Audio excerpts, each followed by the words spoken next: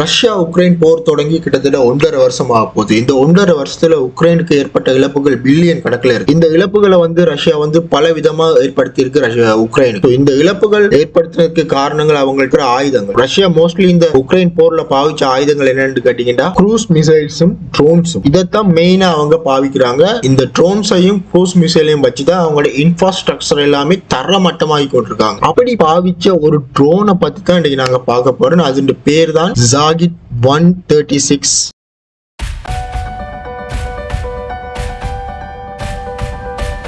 கமிகாசி Zagit 136 என்று சொல்ற drone ஈரான்ல தயாரிச்ச ஒரு ட்ரோன். இந்த ட்ரோன் ஏன் இந்த போர்ல முக்கிய பங்கா இருக்குன்னு கேட்டீங்கன்னா, மிக முக்கியமான விஷயம் இதுன்னு காஸ்ட் வெரி லோ காஸ்ட். அதாவது ஒரு கார் வாங்குற பிரைஸுக்கு இந்த ட்ரோனை வாங்கிடலாம். அதோட இதுல என்ஜின் சைனாவில தயாரிச்ச engine, technology German technology. So இதெல்லாம் கம்பைன் பண்ணி தான் இந்த ட்ரோன் உருவாக்கி இருக்காங்க. மிக மிக விலை குறைவா. இந்த ட்ரோன் பேசிக்காவே உருவாக்கப்பட்டது என்னத்துக்காகண்டா சூசைட் ட்ரோன் சொல்லுவாங்க. அதாவது ஒரு டார்கெட் ஐடென்டிஃபை பண்ணி இந்த ட்ரோனால குண்டு வீச முடியாது. இந்த ட்ரோனே போய் அந்த டார்கெட்டை தாக்கும். அப்படித்தான் இந்த ட்ரோனை வடிவமைச்சிருக்காங்க. இந்த ட்ரோன் எப்படி ஒர்க் பண்ணணும்னு கேட்டீங்கன்னா, இந்த ட்ரோனை லான்ச் பண்ண பிறகு இதுல டார்கெட்டுக்கு மேல போயிட்டு வட்டம் அடிச்சு கொண்டே இருக்கும். ஒன்ஸ் இதுல டார்கெட்டை இது ஐடென்டிஃபை பண்ணிட்டா உடனே அந்த டார்கெட்டுக்கு மேல போய் விழுந்து வெடிச்சிடும். அப்படித்தான் இந்த ட்ரோனை உருவாக்கி இருக்காங்க. ஒரு சூசைட் ட்ரோனா. இதுல நீளம் எவ்வளவு பாத்தீங்கன்னா 3.56 மீட்டர். இதுல இறக்கைகளோட நீளம் எவ்வளவு பாத்தீங்கன்னா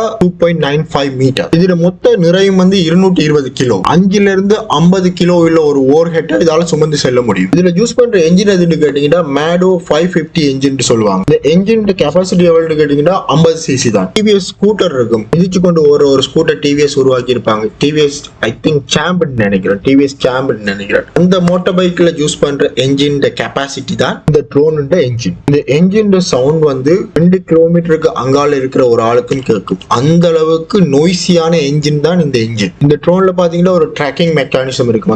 அந்த ட்ராக்கிங் மெக்கானிசத்துக்கு பேர் ஆன்டி ரேடியேஷன் சீக்கர்னுவாங்க.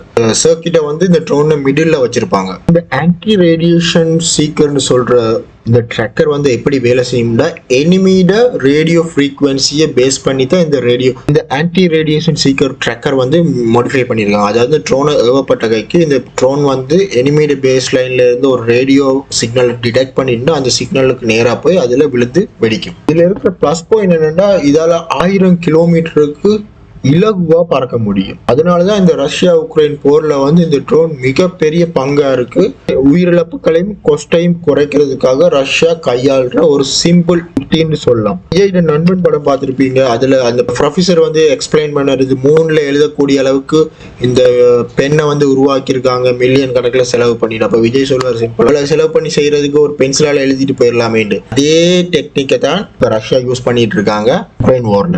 ட்ரோனை லான்ச் பண்றதுக்கு கீழே ஒரு பூஸ்டர் இருக்கும். அந்த பூஸ்டரை வச்சு தான் இந்த ட்ரோனை லான்ச் பண்ணுவாங்க. ஸோ இந்த பூஸ்டரால ட்ரோன் லான்ச் ஆன கைக்கு பின்னால இருக்கிற என்ஜின் வேலை செய்ய வலிக்கிடும். இந்த என்ஜின் வேலை செய்ய வலிக்கிட்டோன்னே இந்த ட்ரோன் ஸ்மூத்தா பறக்க வலிக்கிட்டோம். ட்ரோனை லான்ச் பண்றதுக்கு அவ்வளவு பெரிய செலவெல்லாம் ஆகாது. சும்மா ஒரு கண்டெய்னர் ட்ரக்லயே கொண்டு போய் வச்சு லான்ச் பண்ணிட்டு வந்துருவாங்க ஒரு 10-15 ஒரே சமயத்துல. ட்ரோன்ல நாங்க நார்மலா யூஸ் பண்ற ஜிபிஎஸ் ட்ராக்கிங் சிஸ்டத்தை தான் வச்சிருக்காங்க. ஸோ அதை வச்சுதான் இது தன்னோட டார்கெட்டை ஐடென்டிஃபை பண்ணி கொண்டு போகும். ஜிபிஎஸ் சிக்னலை வச்சு ட்ராக் பண்ணி பறக்கும். ட்ரோன்ஸ் எல்லாம் நான் முதல்ல சொன்ன மாதிரி தனியா லான்ச் பண்ண மாட்டாங்க. ஒரு 10-15 ட்ரோனை ஒன்றாவே லான்ச் பண்ணி அனுப்பிடுவாங்க. அதாவது ஒரு டார்கெட்டுக்காக 10 ட்ரோன் அனுப்புவாங்க. 10 ட்ரோன் ஒரே டார்கெட் தான் பேஸ் பண்ணி போகும். 10 ட்ரோன்ல 9 ட்ரோன் அழிஞ்சாலும் 10வது ட்ரோன் அதோட டார்கெட்டை அச்சீவ் பண்ணும்.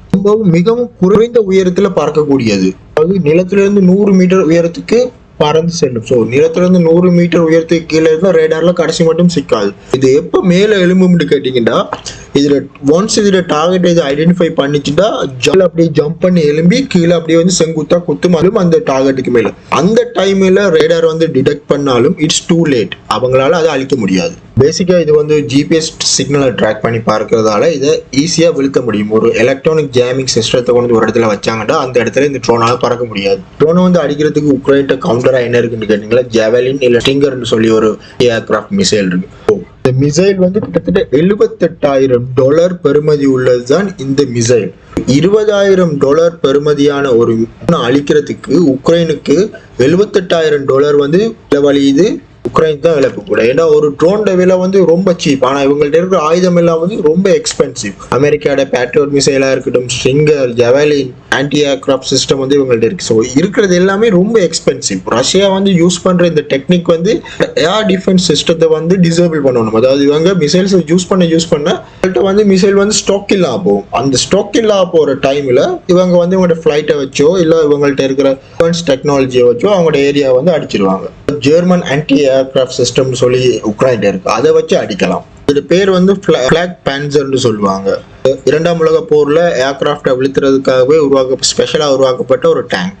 விஷயமும் இந்த டேங்க்ல இருக்கு கேட்டீங்கன்னா, இதுல ஒரு ரேடார் இருக்கும், லோ ரேஞ்ச் ஆல்டிடியூட் ரேடார்.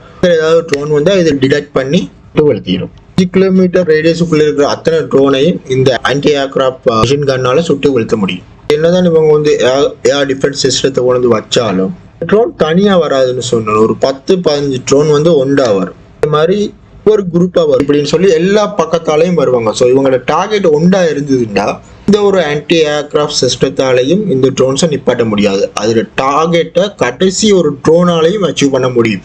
இப்படிப்பட்ட ஒரு சீப்பான சொல்றத ரொம்ப சீப்னே சொல்லலாம். ரஷ்யா பொறுத்தளவுல இந்த ட்ரோன்ஸ் வந்து இருந்து இறக்குமதி செய்யறாங்க, மிகவும் விலை குறைவா. இந்த வகையில பார்க்க போனா ரஷ்யாவுக்கு வந்து இழப்புகள் குறைவா தான் இருக்கு. மட்டும் ரஷ்யாவோட இழப்புகளை வந்து உக்ரைன் கொஞ்சம் பெருசாவே சொல்லிட்டு இருக்காங்க, பட் அது உண்மை இல்லை. போனீங்கன்னா உக்ரைனுக்கு தான் இழப்புகள் அதிகமா நடந்திருக்கு. இந்த வீடியோ பத்தின உங்களோட கருத்துக்களை கீழே சப்ஸ்கிரைப் பண்ணாடியும் பிரச்சனை இல்லை, ஒரு லைக் மட்டும் போட்டு போங்க. நான் KA52 வீடியோக்கு நல்ல சப்போர்ட் கிடைச்சிருக்கு, ரொம்ப நன்றி. ஸோ இந்த மாதிரி நிறைய வீடியோக்கள் உங்களுக்காக பதிவு பண்றதுக்கு காத்துக்கொண்டிருக்கேன்.